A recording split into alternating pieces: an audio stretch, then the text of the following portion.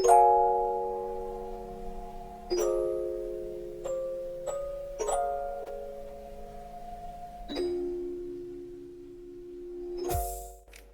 grabe, sobrang nakaka-mesmerize talaga panonood yun yung Miss Saigon. Tapos merong mga ganyan, menu-menu. Menu.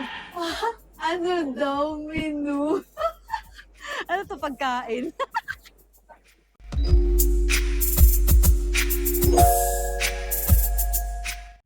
So, hello, what's up mga kamimis? Ayan. Wali lang. Mag-get ready with me lang tayo today kasi manonood tayo ng Miss Saigon. So, ito yung other side of me.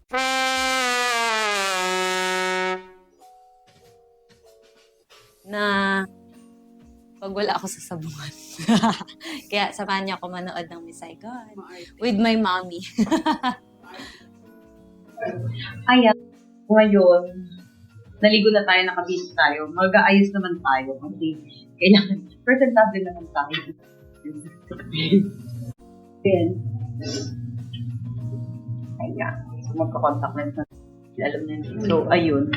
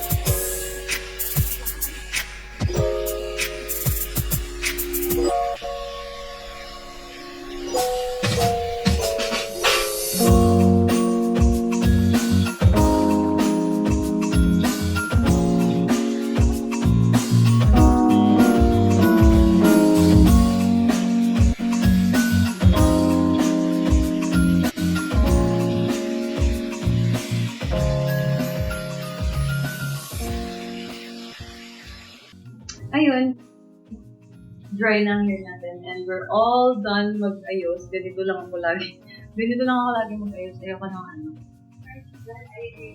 Kaya favorite ko to kasi ang bilis maka-dry ng hair. Saka kailangan kasi lagi ko dinadry yung hair ko. Para hindi naman ako mukhang ano. Well, may mag-outfit check tayo. Tatapusin ko lang lahat ng kailangan kong ayusin. Outfit check!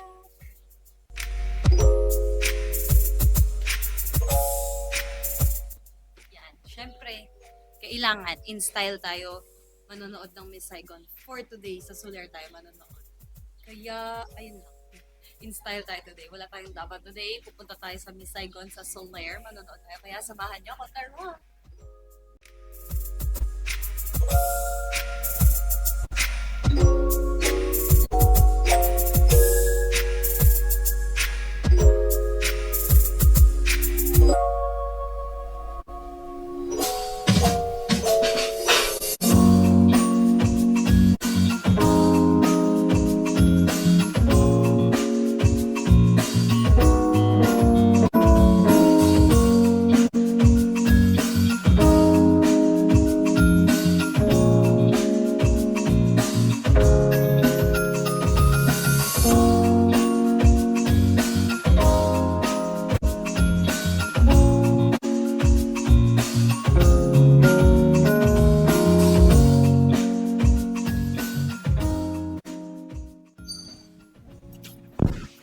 Ayan. So, hello, what's up mga kamimis? Nandito na nga po tayo sa Soler.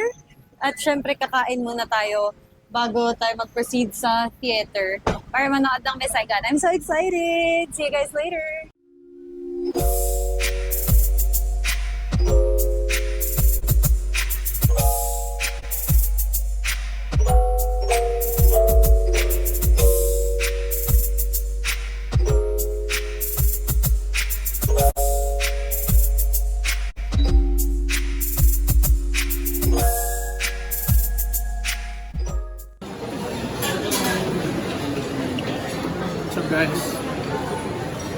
Charles. This is my brother. Little brother. Yeah, little but not so little.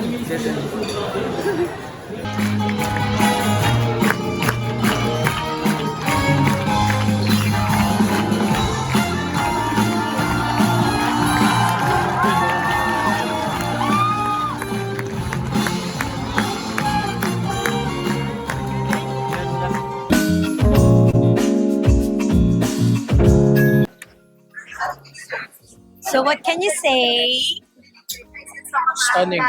Yes, we just finished watching Miss Saigon dito sa Soler, right? Highly recommend. Tapos Yes. na guys. Yeah. It was very nerve-wracking. Alam mo yung alam mo yung story niya, pero yung ina-anticipate mo every scene, di ba? Like anong gagawin nila sa production, sa set, balik. Grabe, ang galing ng production, ang galing ng orchestra, ang galing ng everything, the props and the vocals and everything. Sobrang nakaka-amaze, sobrang nakaka-mesmerize. Talagang ang galing nung everything. Ayan, kasama ko si Marley. Kasama ko din ang aking baby brother na hindi na ganun ka-baby. Diba? Sobrang ganda. As in, iiyak ka. Kasi, lalo kung mahilig ka kasi sa mga musical or sa mga plays or sa mga theatrical kemerut. Grabe. Sobrang nakakaiyak. Talagang nakita mo ang daming tao dito. There's so much people around to watch Miss Saigon. Ayan, no? Grabe.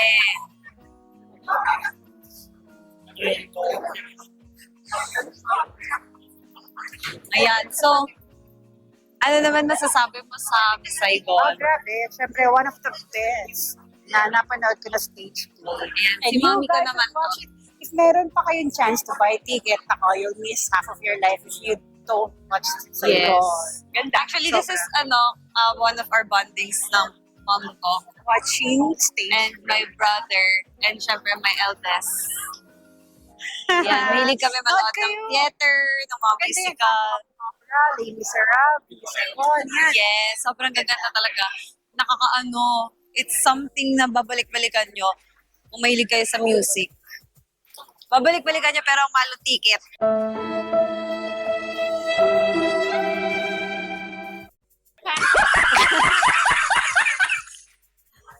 Yan, di ba?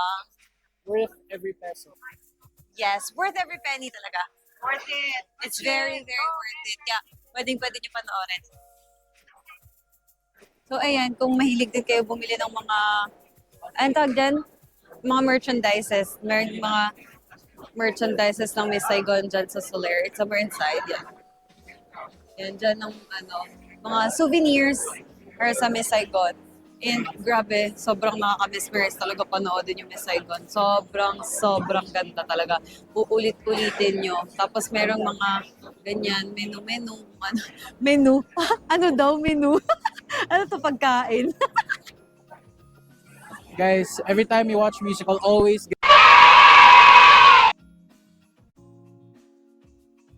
get the program book. It's worth it because it's memorabilia and it's just support to the production crew. Ayun, so you're gonna get our reaction video mamaya pag-uwi. Pero yung immediate reaction ko talaga is as in, wow, mapapawaw ka talaga. As in, wow, di ba? Yung miss of your life, if you don't watch it, go Yeah. get your ticket. Sobrang mawawaw ka talaga pagka napanood mo siya. Kasi, alam mo yung production, grabe, magugulat ka. May helicopter sa loob ng mall. I mean, sa loob ng Soler, sa loob ng theater nila, may helicopter. Ayun, no? Kasi, Yeah, so talagang grabe. Kailangan panoodin niyo siya kasi pag di niyo pinanood, you're gonna miss half of your life. Alam mo, ang tagal kong hinintay yung Miss Saigon to play here sa Philippines. Tapos, eto na nga yung chance. Ilang araw. Pinigil ko magsabong. Pinigil ko magsabong. Hindi ako tumalpak. Charis lang, ito kasama ko nanay ko.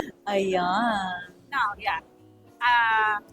Seriously, nood kayo kung pwede pa kayo bumili, kung meron pa available seat, kahit malayo, go for it. Just be inside the theater and walk. Oo, grabe, nakakaano siya, nakaka-amaze. Kasi alam mo yun, may helicopter sa stage, may kotse, ang daming pangyayari, ang daming everything. Tapos, basta sobrang daming nangyari. Ayun, so guys, kanina pa ako nagtatry magbukas ng Malteser sa loob ng theater kasi bawal nga ng food and drink sa loob. Kaso gusto ko tumisa habang, alam mo, ang hirap-hirap niya buksan, nakakainis. Hindi ko siya mabuksan sa loob ng theater. Tapos sinasabayan ko ng tunog yung mga theater sounds para hindi maririnig. Pero ayaw niya magbukas talaga. Hanggang hindi ko siya mabuksan, nakakainis. Ayan! Hello, good morning po. Hindi na tayo sa room. Yesterday or last night, nanood kami ng Miss Saigon.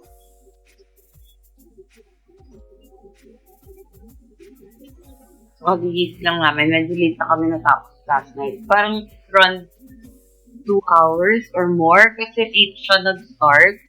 Tapos parang natapos kami around almost 12. Pero grabe. Talagang something na kailangan mapanood mo while the cast are here or while the production is here sa Soler. Kasi grabe talaga. Ang very, very, very, unexpected yung mga mangyayari. Although alam mo yung story ng Miss Saigon, napanood mo na siya before, pero alam mo yung anticipate mo talaga yung every scene, ano yung tawag doon? Lahat ng scripts, yung mga actress and actors and everything. Talagang grabe. Kasi yung ang galing nila, alam mo yung tumatakbo sila pero walang alog yung mga boses nila. Sobrang clear nung words, sobrang clear nung pagkanta nila. All very clear. Tapos syempre sa akin ang pinaka-highlight sa akin nung story is yung nag-away si Toy tsaka si Kim dahil dun sa bata kay Tam. Pero yung pinaka na ko doon sa buong show, yung nakita ko may helicopter. Grabe yung helicopter, hindi ko kinaya kasi siya, it was first a holographic helicopter.